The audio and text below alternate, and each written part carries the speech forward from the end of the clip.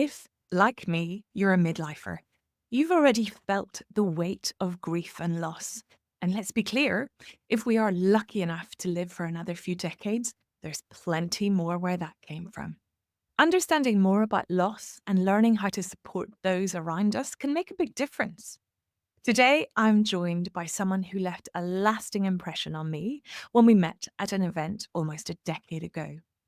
Dipti Tait is an author, hypnotherapist, psychotherapist, and emotional health lecturer whose work on grief is both insightful and practical. She's written two powerful books, Good Grief and Planet Grief. And in our conversation, she introduces me to a fascinating concept called dwell time. Dwell time is the idea that grief doesn't always hit us right away. It can linger beneath the surface, waiting for a moment in the future to emerge. Dipti also shares practical advice on how to navigate these unavoidable moments, including what to say and what not to say ever when someone in your professional life has experienced a loss. Let's dive in. Dipti. Myself and the listeners are all midlifers, so it's extremely likely that we've experienced loss and grief throughout our working and real life.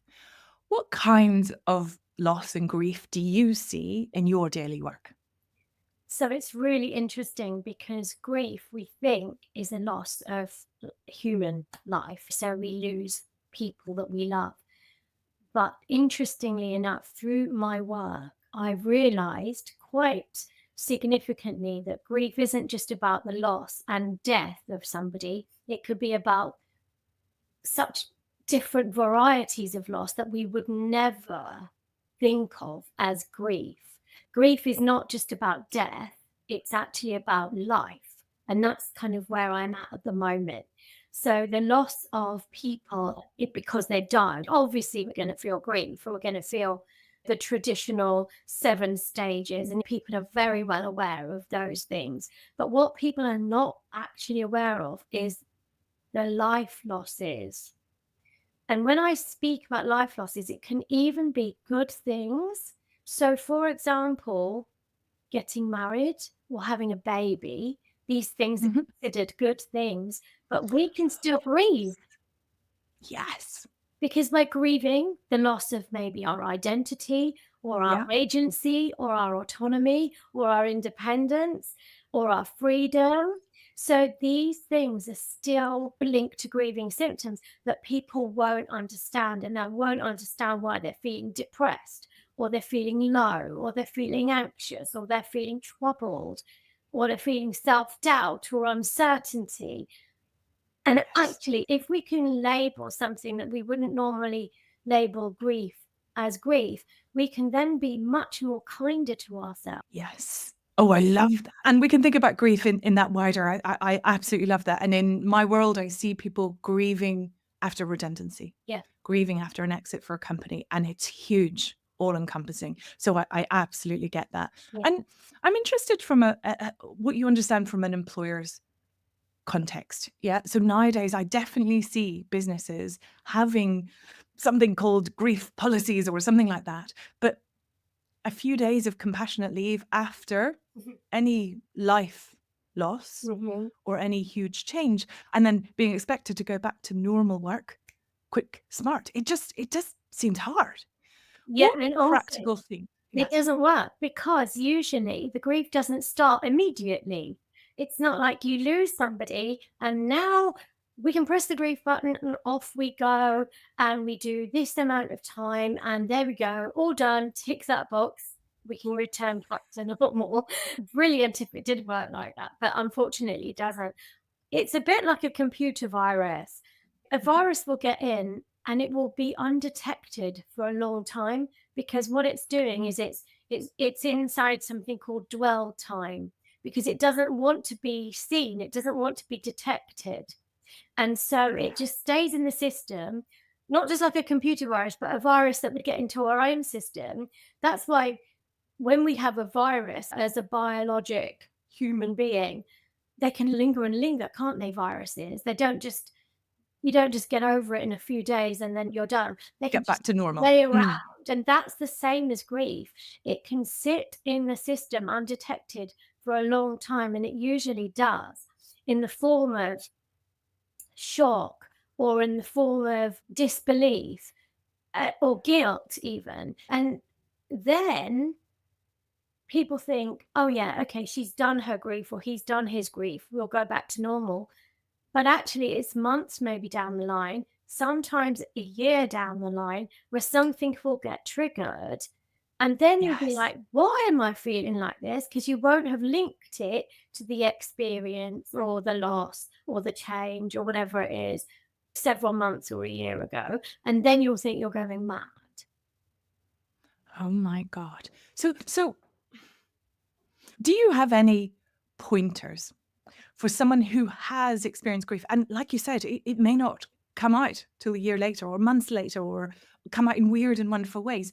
Do you have any practical ideas to help someone communicate their situation, even if it's messy, Yeah. helpfully at work? It's really important to know what you're dealing with first, because the reason why people might come to see me is because they're in a confused state. They're not linking that situation with this feeling. And it seems a Yeah. bit like there's a bit of a disconnect between Mhm. what happened then and what is happening now. They feel like there's no reason for them to be feeling this way or that way. So, my whole practice is all about helping people recognize that grief is misdiagnosed, really, or misunderstood. Yeah. And it can be disguised in feelings of self doubt or feelings of Yes. lack of self belief or Mhm. anger or guilt or frustration or loneliness, but it doesn't have to happen directly linked to the situation. So it's about recognizing the symptomology and remembering about the dwell time, and then remembering back to a scenario and going, aha, it could be that. And understandably, some people would think that happened a year ago. You should be over it by now, because that's what we would hear, maybe not just from other people, but maybe from our own inner dialogue.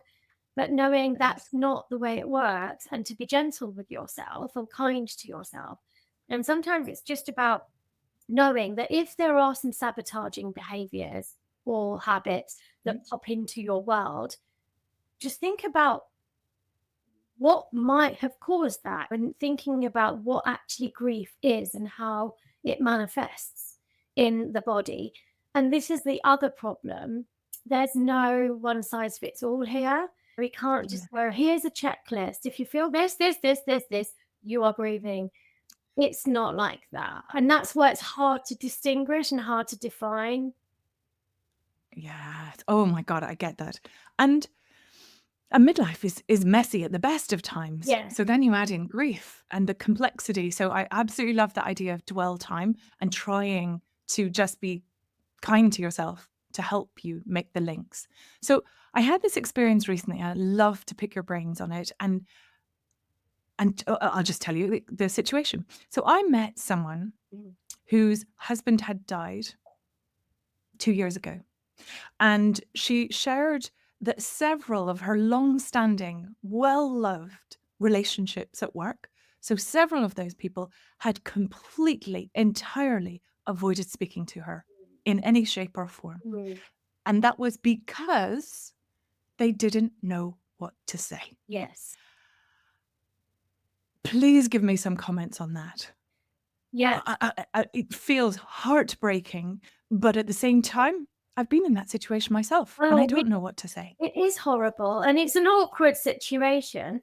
And there are some things that we shouldn't say. I'm going to read you from my book, Planet Grieve. There's 5 Excellent. things of what not to say. So I'll start there, Brilliant. and then I'll give you what might be better to say instead. So the whole Perfect. thing, and this is to link with somebody, like maybe they've lost somebody close to them, or a friend or a family member or whatever. So it's a human death. Mhm. One, this is what not to say. They have gone to a better place. Two, time is a healer, because sometimes it isn't. Three, They are watching over you. I mean, fine if you've got that belief system, but really not fine if you haven't. Number 4, I know how you feel exactly because no, you don't. They have a good life. Irrelevant. Irrelevant to the feeling Oh, of grief. So those are the things what not to say. But saying things like, I'm here for you. How can I yeah. help? What do you need? Yes. Those things are so much more open and helps the person feel less alone, less isolated, and more supported. And it's very simple. That's it, really. Usually, they probably won't ask for help or ask for support, but just the fact that they know they've got it is enough. If you enjoyed this, you might also enjoy my life satisfaction assessment. It's a 30-minute program where I guide you through a deep dive into 10 areas of your life to assess what's bringing you joy and what's bringing you down. I call it Derailed. It's a fabulous place to begin a joy at work redesign.